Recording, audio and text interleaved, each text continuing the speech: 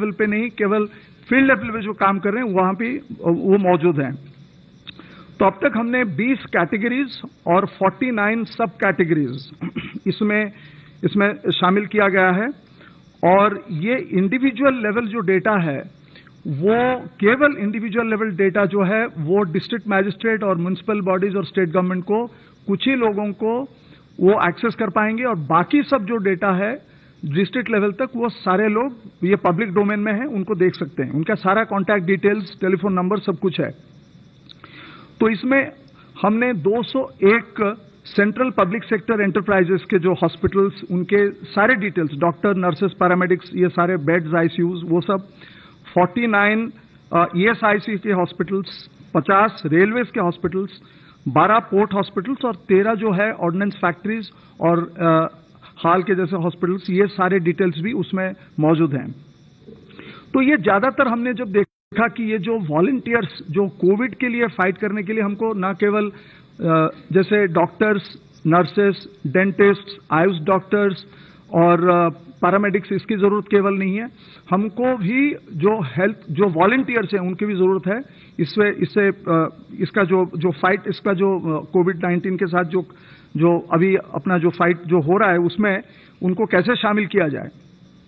तो आप देखिए 3 तरह की चीजें इसमें हो रही हैं। एक तो प्रिवेंटिव में जैसे सोशल डिस्टेंसिंग, अब जैसे मार्केट्स में, शॉप्स में, बैंक्स में, ज्यादातर राशन शॉप्स में अभी मंडीज खुल रही हैं वहां पे, और इनको वहां पे सोशल डिस्टेंसिंग वहां पे वो करवाना है। जैसे कंटेनमेंट जोन में एसेंशियल कमोडिटीज लेके पहुंचाना है, और कई सारी चीजें वहां पे फील्ड सर्वेलेंस ये सब करना है, और एक क्यूरेटिव पार्ट जिसमें भी इनको हम शामिल कर सकते हैं। और इनको कैसे शामिल किया जाए, ये जो इसको करने के लिए, क्योंकि कभी कभार स्टेट गवर्नमेंट को और डिस्ट्रिक्ट एडमिनिस्ट्रेशन को यहां से एक जगह जहां पे फील्ड जो वॉलंटियर्स हैं या हेल्थ प्रोफेशनल्स हैं उनको शायद एक जगह से दूसरी जगह तक लेने की जरूरत पड़ सकता है। वो इसलिए ऐसा है कि अगर डिस्ट्रिक्ट ए में प्रॉब्लम है और डिस्ट्रिक्ट बी में ह्यूमन रिसोर्सेस हैं तो वहां से भी ला सकते हैं इसके जरिए। और ये जो इतने जो सारे लोग यहाँ पे हैं 1.24 करोड़ जैसे मैंने कहा, तो इनकी जो कैपेसिटी बिल्डिंग और ट्रेनिंग के लिए सरकार ने एक department of personal and training, वो दिशा प्लेटफॉर्म में एक पोर्टल वहां पे बनाया जिसको ऑपरेशनलाइज किया गया। उसका नाम है igot.gov.in,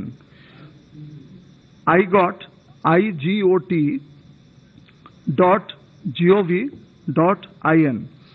तो इसमें ये जो प्लेटफॉर्म, इसकी जो स्पेशलिटी है ये है कि इस प्लेटफॉर्म, इस जो डिजिटल प्लेटफॉर्म है, पोर्टल है, इसके तहत any time anywhere on site delivery of training material, ये इंपॉर्टेंट है। Any time anywhere on site delivery of training material, it can be accessible through any device, mobile phone हो, laptop हो, desktop हो, कहीं से भी आप इसको कर सकते हैं। इसमें अब तक 14 कोर्सेस, 53 मॉड्यूल्स, 113 वीडियोस और 29 डॉक्यूमेंट्स, ट्रेनिंग डॉक्यूमेंट्स, ये सारे वहां पे उपलब्ध हैं। और ये जो आईगॉट के कोर्सेस हैं उसमें बेसिक्स ऑफ कोविड मैनेजमेंट से लेके जैसे लैबोरेटरी कलेक्शन, टेस्टिंग और जैसे क्वारंटीन मैनेजमेंट से लेके आईसीयू केयर, वेंटिलेशन मैनेजमेंट तक भी कोर्सेस, वेबिनार्स और वीडियोस इसमें शामिल हैं। तो इसमें ज्यादातर जो भी है हम इसको कोशिश कर रहे हैं कि इसको ज्यादा से ज्यादा जो रीजनल लैंग्वेजेस हैं, भाषा हैं, उसमें इसको ट्रांसलेट कर दिया जाए। उसमें अंग्रेजी तो है ही, उसमें हिंदी, मलयालम और बंगाली कुछ ऐसे हैं, और हम कोशिश कर रहे हैं राज्यों के साथ बात करके कि इसको भी ट्रांसलेट किया जाए, और हम भी कोशिश करेंगे कि जितना जल्दी हो सके इसको ट्रांसलेट कर दिया जाए अलग भाषाओं में।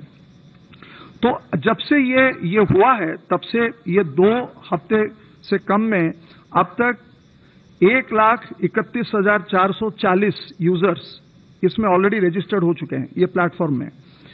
उसमें से 84,958 इतने लोग ऑलरेडी उनके कंप्लीट कर चुके हैं ट्रेनिंग। और ये जो अलग अलग, अगर आप देखें फील्ड में, अगर आप देखें अब तक जो वॉलंटियर सब काम कर रहे हैं, जिनको कि डायरेक्ट कोविड जो हेल्थ प्रोफेशनल्स हैं उनके से अलग से, अगर इंडियन रेड क्रॉस में आप देखें 40,000 वॉलंटियर्स 550 डिस्ट्रिक्ट में वो काम कर रहे हैं अभी। करीब करीब 3,500 एनसीसी कैडेट्स और 553 एनसीसी स्टाफ 16 राज्यों में और 3 यूनियन टेरिटरीज में 68 जिले में वो लोग अभी काम कर रहे हैं और 47,000 कैडेट्स जो हैं ऑलरेडी एनरोल हो चुके हैं एंड अभी उनको तैनात किया जा सकता है एनी टाइम। एक्स सर्विसमैन, उनमें से अगर आप देखें तो 1,80,000 एक्स सर्विसमैन को आइडेंटिफाई किया गया है सैनिक बोर्ड्स के द्वारा डिप्लॉयमेंट के लिए। उसमें से 6,303 ऑलरेडी डिप्लॉयड हो चुके हैं पंजाब, तमिलनाडु, असम, छत्तीसगढ़। उसमें community surveillance, supporting police administration, mandis के लिए और कई जगह के लिए। 15,000 आयुष प्रोफेशनल्स, आयुष के लिए भी वो बने हैं, क्वारंटीन मैनेजमेंट कैसे करेंगे ये सब के लिए ट्रेनिंग मॉड्यूल्स। उनको करीब करीब 15,000 आयुष प्रोफेशनल्स को 15 स्टेटों में और 2 यूनियन टेरिटरीज में अब तक डिप्लॉय कर वो किए गए हैं और अभी तक 1 लाख से ज्यादा आयुष प्रोफेशनल्स और 55,000 आयुष स्टूडेंट्स को भी ट्रेनिंग दिया गया है और वो भी रेडी हैं डिप्लॉयमेंट के लिए। अगर आप NYK नेहरू युवक केंद्र जो संस्थान है और NSS है, उनमें अगर वॉलंटियर्स को देखें तो 27 लाख वॉलंटियर्स अब तक काफी जो स्टेट्स में और यूटीज में अभी वो लोगों को, सिविक अथॉरिटीज को अभी हेल्प कर रहे हैं। जैसे लॉकडाउन को कैसे ऑब्जर्व किया जाए, markets, banks, public places, mandi operations, providing food, grocery, medicine to the needy, quarantine families और सैनिटेशन ड्राइव्स में, कंट्रोल रूम में डिस्ट्रिक्ट को। और सबसे बड़ी बात, इस दौरान 18 लाख से ज्यादा नए वॉलंटियर्स इसमें शामिल हुए हैं। पहले जो थे उससे 18 लाख ज्यादा, अभी लास्ट करीब करीब 1 महीने में 18.43 लाख, 18 लाख से ज्यादा न्यू वॉलंटियर्स ज्वाइन किए हैं। उनमें से करीब करीब 42 लाख जो वॉलंटियर्स वो आरोग्य सेतु डाउनलोड किए हैं और वो भी कोशिश कर रहे हैं कि अपने जो जिनको जानते हैं उस एरिया में सबको बता के आरोग्य सेतु को डाउनलोड करें और जो बुजुर्ग जो लोग उनको कैसे देखभाल किया जाए उनसे भी वो अभी उसमें काम पे वो लगे हुए हैं। तो ये जो कहना यही है, तात्पर्य यही है कि ये एक महत्वपूर्ण बात है कि ये जो वॉलंटियर्स हैं और जो हेल्थ प्रोफेशनल्स हैं उनको एक ही जगह वन स्टॉप सोल्यूशन जैसे कहते हैं शॉप ये है और इनको हम कैपेसिटी बिल्डिंग करके जैसे as per the requirement of the district and the urban local body इनको तैनात किया जा रहा है। धन्यवाद। धन्यवाद। गृह मंत्रालय के प्रवक्ता से प्लीज। जैसा आप सभी को पता है, कोविड-19 से निपटने के लिए संपूर्ण देश में लॉकडाउन को 3 मई तक बढ़ाया गया है और इस संबंध में गृह मंत्रालय द्वारा 15 अप्रैल को विस्तृत दिशा निर्देश जारी किए गए थे।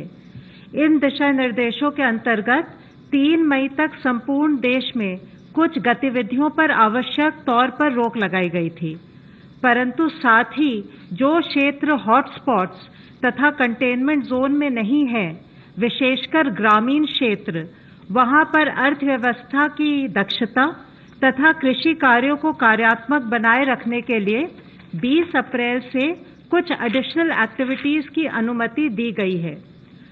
राज्यों के भीतर प्रवासी मजदूरों की आवाजाही के लिए भी एक एसओपी केंद्र सरकार द्वारा सभी राज्यों के साथ साझा किया गया था, ताकि ये मजदूर जिनमें से कई रिलीफ कैंप्स में हैं, वे परमिटेड एक्टिविटीज में सुचारू रूप से रोजगार पा सकें। गृह मंत्रालय राज्य सरकारों के साथ मिलकर लॉकडाउन नियमों के सख्ती से अनुपालन को निरंतर मॉनिटर कर रही है। जैसा मैंने कल आपके साथ शेयर किया था, केंद्र सरकार ने हेल्थ एवं मेडिकल इंफ्रास्ट्रक्चर और आपदा प्रबंधन के मुद्दों इत्यादि पर राज्य सरकारों की सहायता के लिए इंटर मिनिस्टीरियल सेंट्रल टीमों का गठन किया है।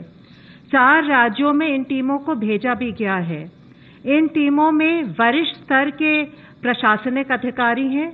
Additional secretary to government of India इस टीम को लीड कर रहे हैं। इसके अलावा सीनियर पब्लिक हेल्थ स्पेशलिस्ट तथा नेशनल डिजास्टर मैनेजमेंट अथॉरिटी के सीनियर अफसर भी इस टीम में शामिल हैं। उनकी एक्सपर्टीज को हम राज्यों के साथ साझा करना चाहते हैं, जिससे कि केंद्र और राज्य सरकारों के प्रयासों को एकजुट करते हुए हम कोविड-19 के खिलाफ देश का जो महासंग्राम है उसमें सफलता पा सकें। कल गृह मंत्रालय द्वारा विभिन्न जिलों की लॉकडाउन की स्थिति की ग्राउंड लेवल पर समीक्षा के दौरान यह सामने आया है कि कई सेक्टरों में जहां 20 अप्रैल से अतिरिक्त गतिविधियों को अनुमति प्रदान की गई थी, वहां पर अच्छी शुरुआत हुई है। कई स्थानों पर ग्रामीण क्षेत्रों में औद्योगिक गतिविधियां शुरू हुई हैं। मनरेगा के तहत भी कार्य शुरू हुए हैं। कुछ राज्यों में सड़क निर्माण का कार्य भी शुरू किया गया है। ईंट भट्टों का संचालन भी आरंभ हुआ है। प्रवासी मजदूरों को इन गतिविधियों में शामिल किया जा रहा है। हमें ये भी जान के खुशी हुई है कि ग्रामीण लोग जागरूक हैं और कई स्थानों पर मास्क और गमछा पहन रहे हैं। हम उम्मीद करते हैं कि इन व्यवस्थाओं से ग्रामीण अर्थव्यवस्था को गति मिलने के साथ साथ कृषि और मनरेगा गतिविधियों के माध्यम से मजदूरों को रोजगार भी मिलेगा। अंत में मैं एक बार फिर इस बात पर जोर देना चाहूंगी कि लोक हित में लॉकडाउन को सफल बनाने के लिए सभी राष्ट्रीय निर्देशों का पालन करें, जैसे कि सार्वजनिक और कार्यस्थलों पर फेस मास्क पहनना, सोशल डिस्टेंसिंग मेंटेन करना इत्यादि। धन्यवाद। Representative of ICMR please. हमने कल तक आज तक 4,49,810 सैंपल्स टेस्ट किए हैं। उनमें के 35,852 सैंपल्स जो थे वो कल टेस्ट हुए। उन 35,000 ऑड सैंपल्स में 29,776 सैंपल्स, ये 201 अभी लेबोरेटरीज हैं ICMR नेटवर्क में, उनमें से हुए 6,076 ये 86 प्राइवेट लैब्स में से हुए। आज थोड़ा दूसरी चीज के बारे में सब लोगों को बोलूंगा। आप लोगों ने सुना होगा कि रैपिड टेस्ट किट्स का डिस्ट्रीब्यूशन हुआ सारे स्टेट्स में। कल हमको एक स्टेट में से एक कंप्लेंट आई कि उसमें कम डिटेक्शन हो रहा है, तो हमने तकरीबन 3 स्टेट से आज पूछ लिया। वो पूछने के बाद में हमको एक पता चल रहा है कि उनमें जो पॉजिटिव सैंपल्स थे RT-PCR के, उनमें वेरिएशन बहुत ज़्यादा है। कई जगह पे 6% से लेके जाके 71% जो RT-PCR पॉजिटिव सैंपल्स थे, उनकी ये जो खून के ऊपर जो टेस्ट हुई वो पॉजिटिव आ रही है। ये कोई अच्छी चीज़ नहीं, क्योंकि वो वेरिएशन जब ज़्यादा दिखता है तो हमको उसको इन्वेस्टिगेट करना पड़ेगा। इसके बावजूद भी कि वो फर्स्ट जनरेशन एलाइजा है, जैसे मैंने बार बार आपको समझा के बोला था, फर्स्ट जनरेशन जो टेस्ट होती है, नई टेस्ट जब आती है तो उसमें वेरिएशंस दिखते हैं, वो थोड़ी क्रूड फॉर्म में आती है। और जैसे बार बार बोल रहा हूँ, सिर्फ 3.5 महीने हो चुके हैं ये बीमारी को। अब जो भी चीज़ आएगी उसको तो आगे रिफाइन करना जरूरी पड़ेगा। तो हमने एक डिसाइड किया कि ये फाइंडिंग्स को नज़रअंदाज करना नहीं है।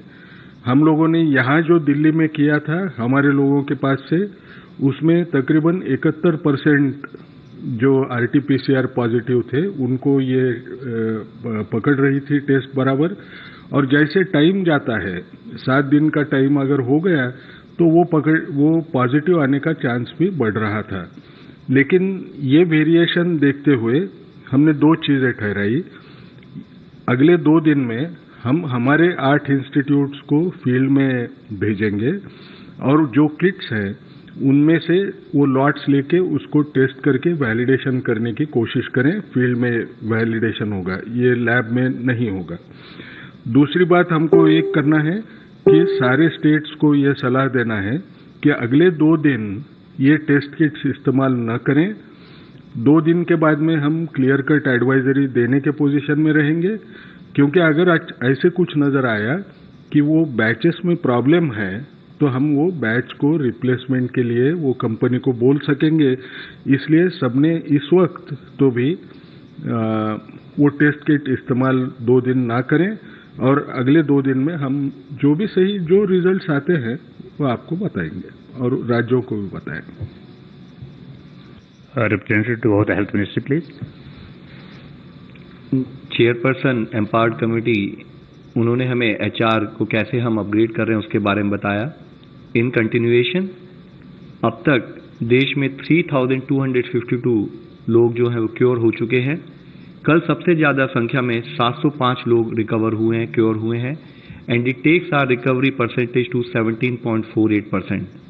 कल से टोटल 1,336 एडिशनल कंफर्म केसेस आए हैं, which takes our confirm cases to 18,601।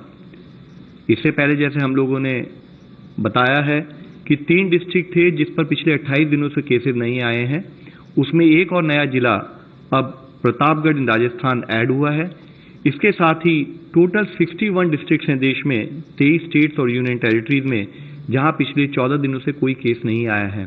जो 4 नए जिले इसमें ऐड हुए हैं वह हैं लातूर, उस्मानाबाद, हिंगोली, वाशिम महाराष्ट्र से। इसके साथ ही भिवानी एक जिला था जो पहले हमारी लिस्ट में था, जिसमें पिछले 14 दिनों से केस नहीं आए थे, वहां पर केस रिपोर्ट हुए हैं। इसी के तहत मैं आप सभी से और आपके द्वारा सबसे यही रिक्वेस्ट करूंगा कि सभी जिलों को निरंतर प्रयास करते रहना है कि उनका status in terms of case management maintain रहे और बेटर हो। कुछ हेल्थ वर्कर्स जो कोविड पॉजिटिव होने के कारण कुछ हॉस्पिटल बंद हुए, और इसी तरीके से नॉन कोविड हॉस्पिटल में जो अनरिलेटेड डिजीज के लिए पेशेंट भर्ती हुए, बाद में वो पॉजिटिव पाए गए। इसको मद्देनजर रखते हुए हेल्थ मिनिस्ट्री ने कल नॉन कोविड फैसिलिटीज में ऐसे केसेस का पता लगने पर क्या करना चाहिए उससे संबंधित एक दिशा निर्देश जारी किया है। इसके तहत हॉस्पिटल्स में ऐसे इश्यूज की मॉनिटरिंग के लिए हॉस्पिटल इन्फेक्शन कंट्रोल कमेटी को रेस्पॉन्सिबल बनाया गया है। यह कमेटी इंश्योर करेगी कि उस हॉस्पिटल के health care worker infection prevention और कंट्रोल गाइडलाइंस पर प्रॉपर्ली ओरिएंटेड हो। कोई भी अगर पॉजिटिव केस आता है उस हॉस्पिटल में तो वह लोकल हेल्थ अथॉरिटीज को सूचित करें और पेशेंट को उसी हॉस्पिटल के प्रॉपर आइसोलेशन वार्ड में ट्रांसफर करें। अगर ऐसा कोई पेशेंट पाया जाए तो उसको इमीडिएटली मास्क लगाया जाए और एक डेडिकेटेड हेल्थ वर्कर ही उस केस को अटेंड करे, और जब वह अटेंड करे तो वह भी रिक्वायर्ड प्रिकॉशंस ले। साथ ही बेस्ड ऑन क्लिनिकल स्टेटस अगर जरूरत है तो इमीडिएटली उस पेशेंट को स्टैंडर्ड प्रोटोकॉल के तहत उसको डेडिकेटेड कोविड फैसिलिटी में ट्रांसफर किया जाए और इस फैसिलिटी को डिसइंफेक्ट किया जाए। इस फैसिलिटी में वह पेशेंट जिसके कांटेक्ट में आया है उन सबको क्वारंटाइन किया जाए और 14 दिन तक फॉलो किया जाए। उसके जितने भी क्लोज कॉन्टैक्ट्स हैं उनको हाइड्रोक्सिल क्लोरोक्विन प्रोफाइलैक्सिस ट्रीटमेंट पर 7 हफ्ते के लिए उनको रखा जाए।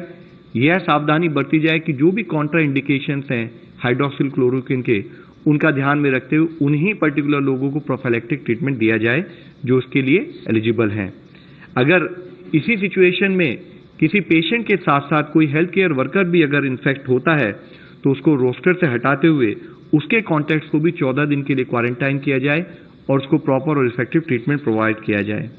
इन अस्पतालों में ऑपरेशन की कंटिन्यूटी बना रहना जरूरी है, तो जिसके तहत इन अस्पतालों में एक कंटिजेंसी प्लान बनाना चाहिए, उसी हिसाब से स्टाफ का रोस्टर बनाना चाहिए।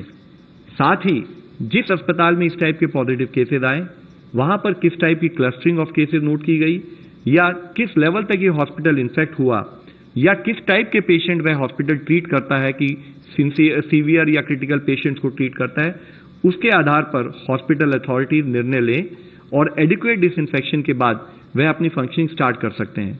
यदि फिर भी पॉजिटिव केस आ रहे हैं तो वह पर्टिकुलर सेक्शन जहां पर कि वह पॉजिटिव केस आए हैं उसको टेम्परेरी क्लोज किया जा सकता है। साथ ही इन केस की अगर वहां पर सोर्स ऑफ इन्फेक्शन स्टैब्लिश नहीं हो रहा है या ज्यादा केसेस आ रहे हैं तो उस फैसिलिटी को कोविड हेल्थ फैसिलिटी के रूप में परिवर्तित कर उस पर कोविड से रिलेटेड केसेस पर फोकस किया जाए। इसके साथ ही इन अस्पतालों में सभी कर्मचारियों की डेली स्क्रीनिंग की जाए और हॉस्पिटल के इमरजेंसी और आउट पेशेंट डिपार्टमेंट में पेशेंट्स की ट्रायजिंग से संबंधित सभी दिशा निर्देशों का पालन भी हो। माननीय स्वास्थ्य मंत्री जी ने सभी राज्यों और यूनियन टेरिटरी के स्वास्थ्य विभाग को लिखा है और कहा है कि वह ब्लड बैंकों में ब्लड की एडिक्वेट अवेलेबिलिटी को इंश्योर करें। विशेष रूप से ब्लड डिसऑर्डर्स जैसे thalassaemia, sickle cell anaemia, haemophilia, जिसमें कि रेगुलर ब्लड ट्रांसफ्यूजन की आवश्यकता होती है, उन सर्विसेज को कंटिन्यू किया जाए। ऑनलाइन ई पोर्टल जो हमारा ई रक्तकोश एक पोर्टल है, उसके माध्यम से हर ब्लड बैंक में ब्लड ग्रुप की करंट अवेलेबिलिटी का रियल टाइम स्टेटस मॉनिटर किया जाए।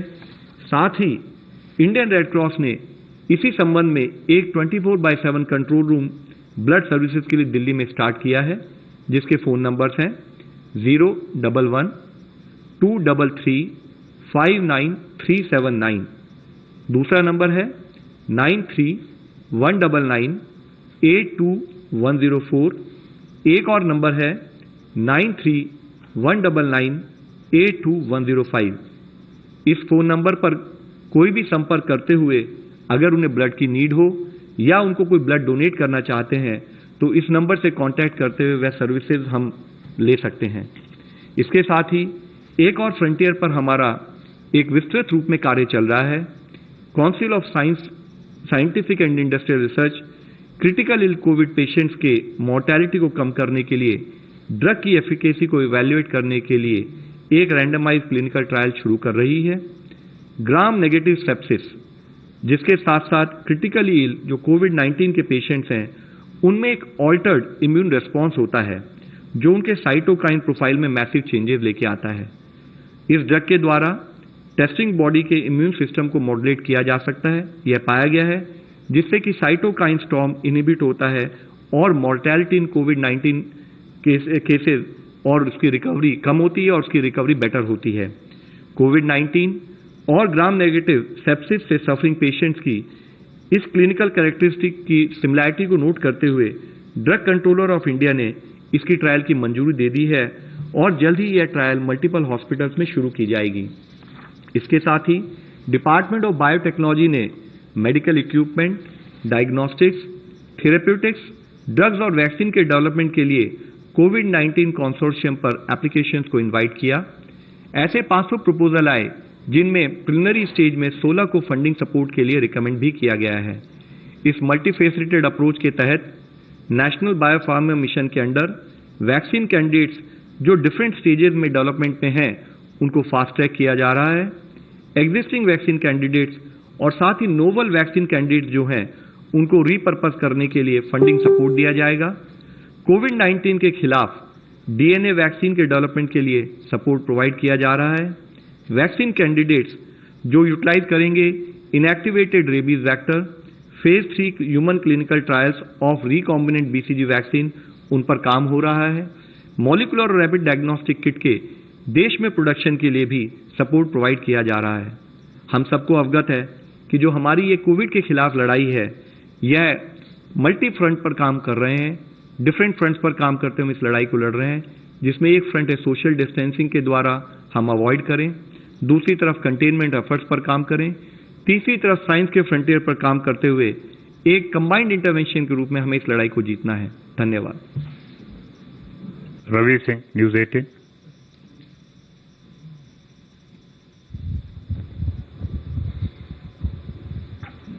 सर, मेरा सवाल आईसीएमआर से गंगा खेटकर जी से, क्या ऐसे कुछ आसार नजर आ रहे हैं कि 25 अप्रैल तक, शायद आपने कहीं पे स्टेटमेंट भी दिया था कि 25 अप्रैल तक अगर इसी तरीके से लॉकडाउन का पालन होता है तो केसेस जो स्टेबलाइज हो जाएंगे?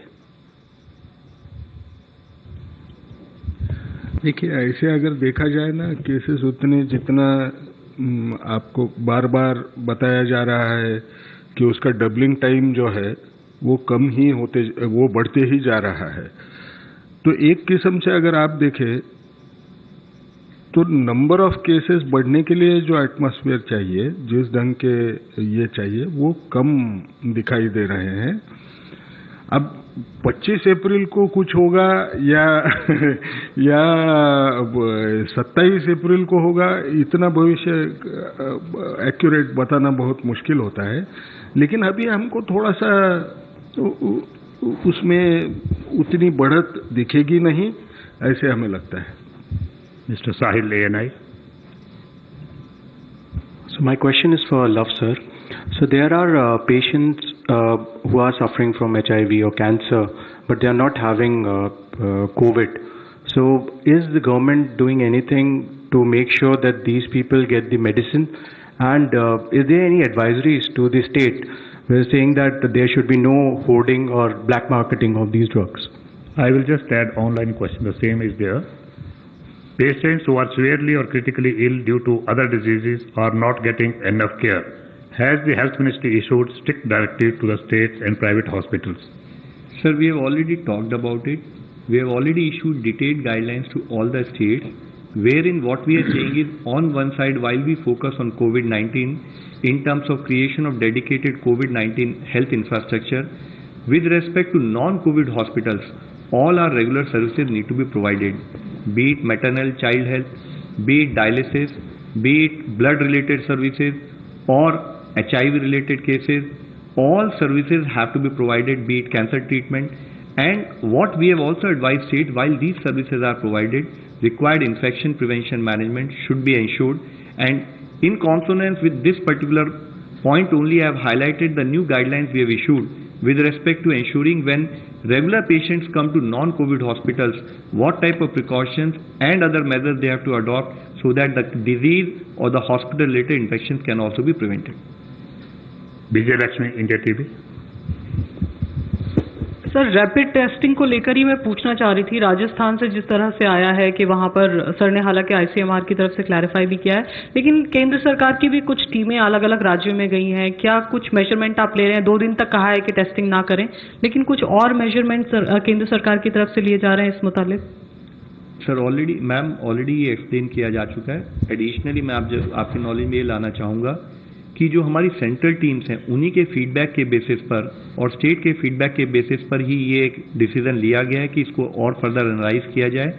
और इससे भी मुख्य बात यह है कि अगर आप देखें तो हमारे लिए RT-PCR जो हमारा गोल्ड स्टैंडर्ड टेस्ट है इन terms of identification of patient, rapid testing के बारे में हमने इससे पहले भी आपको बताया कि इसका एक limited utility in terms of surveillance और in terms of epidemiological investigation ही है। तो जो हमारा फील्ड एक्शन है वो प्राइमरली RT-PCR टेस्ट पर ही लिंक्ड है। मोहित दुबे, न्यूज नेशन।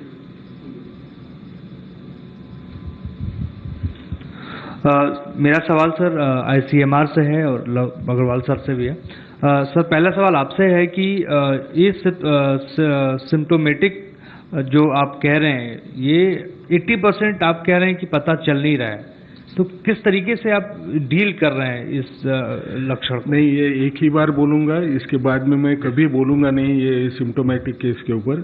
कारण बोलता हूँ, ये इतनी बार रिपीट कर चुके हैं। एक तो हम जो बोल रहे हैं 100 में से 80 रहते हैं, वो एक ही स्टडी है, ये बार बार बोल रहे हैं। दूसरी बात, जब हम एसिम्टोमेटिक की बात करते हैं तो जब कोई लक्षण बहुत कम होगा, पेशेंट खुद होके रिपोर्ट करने का चांस उतना ही कम हो जाता है। अब तीसरा तथ्य जो मैं अभी तक बोला नहीं हूं, उसके बारे में बोल देता हूं कि जितने अभी टेस्ट हुए हैं उनमें अगर आपने देखा तो सिम्टोमेटिक 31% है और जो एसिम्टोमेटिक लोग थे उनकी संख्या 69% है। इसका मायना आप अलग ढंग से अगर देखें तो अगर एक केस डिटेक्ट हो रही है तो उसके साथ में एसिम्टोमेटिक, एक एवरेज बता रहा हूं क्योंकि ये कॉन्टैक्ट ट्रेसिंग करके आए वाले पेशेंट्स हैं, तो उनमें हमको कितना दिखाई दे रहा है? 3 केसेस ज्यादा से ज्यादा, 3 शायद रहेंगे, 3 नहीं 2 केसेस रहेंगे। सर, WHO ने आज बात कही है, 1918 का जिक्र किया है स्पेनिश फ्लू को लेके कि अगर स्थितियां अगर हम बहुत जल्दी ठीक करने की कोशिश करेंगे तो कहीं ऐसा ना हो कि 1918 जैसे हालात पैदा हो जाएं। इसके बारे में क्या कहेंगे सर? मैं एक चीज बोलता हूं ना, हमको एक चीज समझना है कि हम जो कर रहे हैं, जितनी हमारे पास ताकत है उसमें हम हर चीज करने की कोशिश कर रहे हैं। आपने देखा होगा लॉकडाउन ये कोई हेल्थ मेजर नहीं था, सोशल डिस्टेंसिंग या फिजिकल डिस्टेंसिंग ये भी कभी हेल्थ मेजर करके इस्तेमाल नहीं हुआ। ये भी हम करके इसको रुकाने की कोशिश कर रहे हैं क्योंकि ये नई बीमारी है। हमको ऐसे समझना है ये कि पिछले 3.5 महीने में जो भी साइंस की प्रगति हुई है, जिसकी वजह से आपको डायग्नोसिस हो पा रहा है, आपकी PCR टेस्ट 3.5 महीने के अंदर कोई नई बीमारी की PCR की टेस्ट खोज हो गई। आप अगर देखें बीमारी के बारे में काफी कुछ जानकारी पिछले 3.5 महीने में हुई। 70 कैंडिडेट वैक्सीन में से 4 कैंडिडेट वैक्सीन और 5 candidate vaccine already human trial के फेज में गए। ये कभी किसी बीमारी में आज तक हुआ नहीं है। कोई भी जांच करके देखें, अगर ये इतने तेजी से और इस रफ्तार से अगर इसकी खोज हो रही है तो हमने बोलना कि हमको डर लगे ऐसी इन्फॉर्मेशन लोगों में डालना मुझे सही नहीं लगता है। मुझे ऐसे लगता है थोड़ा सा विश्वास रखें। इससे आज जो ये लॉकडाउन का इम्पैक्ट होगा दोहरा फायदा होगा। सबसे बड़ा फायदा क्या होगा, आज हमको जो टाइम मिला है उसमें सारे लोगों को केयर करने के लिए, समझ लीजिए प्रिपेयर्डनेस की जो एक्सरसाइज है, हॉस्पिटल केयर आज हम दे सकेंगे। इसकी गारंटी तो हम बार बार लव अग्रवाल साहब आपको बोल रहे हैं। और जितना हम इसको दूर ढक लेंगे उतना साइंस की प्रगति होके उसके खिलाफ या तो वैक्सीन निकले या दवा निकले और उसका हम हमारे देश में के लोगों को इस्तेमाल कर पाए, इसका चांस हम बाय कर रहे हैं। और जगह क्या हो रहा होगा, वो लोग क्यों बोल रहे हैं कि हमने सब निकाल दिया तो सब खराब हो जाएगा, ये मुझे मालूम नहीं। हमारे देश के लिए हम जो बोल सकते हैं वो तो पक्का बोल रहे हैं। सर मैं ऑनलाइन क्वेश्चन मैं ऐड करना चाहूँगा। जैसे आपने अभी एसिम्प्टोमेटिक के बारे में पूछा, डॉक्टर साहब ने आपको एक्सप्लेन भी किया, तो देखिए इसको प्रोसेस को हम समझते हैं। जैसे कल भी हमने डिस्कस किया था कि करीब 80% जो केसेस पाए गए हैं वर्ल्ड वाइड, उसमें वो केसेस होते हैं जिनमें माइल्ड से वेरी माइल्ड सिम्टम होते हैं। 15% केसेस ऐसे होते हैं जिनमें सीवियर सिम्टम्स आ सकते हैं। करीब 5% केसेस होते हैं जिनमें क्रिटिकल केसेस की रिक्वायरमेंट होती है। पेशेंट 3 फेजेज में पाया जा सकता है, एक प्योरली एसिम्प्टोमेटिक, एक प्री सिम्प्टोमेटिक और एक होता है सिम्टम्स के साथ सिम्प्टोमेटिक। तो जिस हम एसिम्प्टोमेटिक की जब आपसे बात कर रहे हैं तो उसका कंटेक्स्ट प्राइमरीली ये है कि जो वायरस का इंक्यूबेशन पीरियड होता है वो 2 दिन से लेकर 16 दिन और on an average median time देखें तो 5 से 6 दिन या 14 दिन का पाया गया है। उसमें पहले 5-6 दिनों में या 3-4 दिनों में उसका फेज ऐसा होता है जिसमें सिम्टम्स बहुत ज़्यादा विजिबल नहीं होते, जिसको आप प्राइमरीली प्री सिम्प्टोमेटिक कह सकते हैं या कॉमन मैन पार्लेंस में एसिम्प्टोमेटिक कह सकते हैं। हमारा जो एफर्ट रहा है, जो अगर हम आपसे पहले भी बात करते आए हैं कि हम प्रीएम्प्टिव अप्रोच से काम कर रहे हैं, फील्ड पर कम्युनिटी सर्वेलेंस पर फोकस करते हुए अगर हमारे को कोई so called asymptomatic person with high risk contact या फर्स्ट डिग्री ऑफ कॉन्टैक्ट मिलता है तो हम उसका भी सैंपल लेकर उन केसेस में आपको, जबकि पेशेंट को बहुत ही वेरी वेरी माइल्ड सिम्टम्स हैं, उसका भी हमने प्रोटोकॉल के हिसाब से सैंपल लेते हुए उसमें केसेस पॉजिटिव आते हैं। तो दिस एक्चुअली फैसिलिटेट, ये हमें सपोर्ट करता है कि हम पेशेंट को टाइम पर आइडेंटिफाई कर सकें, मॉर्टेलिटी कम कर सकें और पेशेंट को जल्दी ठीक कर सकें।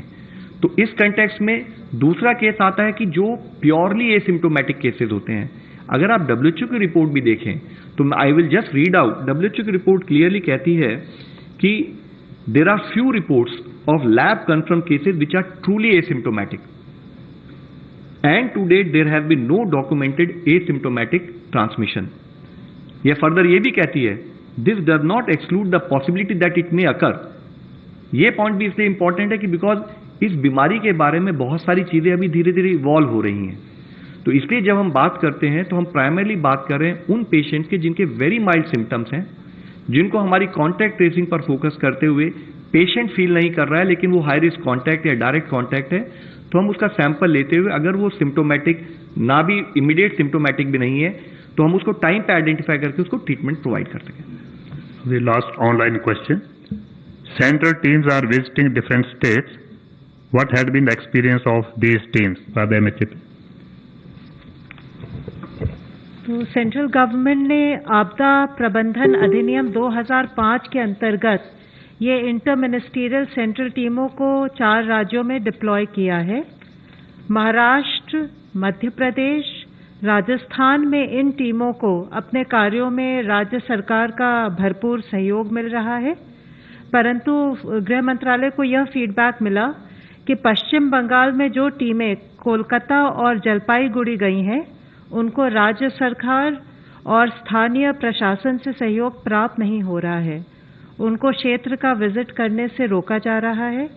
उनको राज्य में स्वास्थ्य कर्मियों से इंटरैक्ट करने का अवसर नहीं दिया जा रहा, ना ही उन्हें ग्राउंड लेवल सिचुएशन का आंकलन करने दिया जा रहा है। ये आपदा प्रबंधन अधिनियम 2005 के तहत जारी केंद्र सरकार के आदेशों का उल्लंघन है।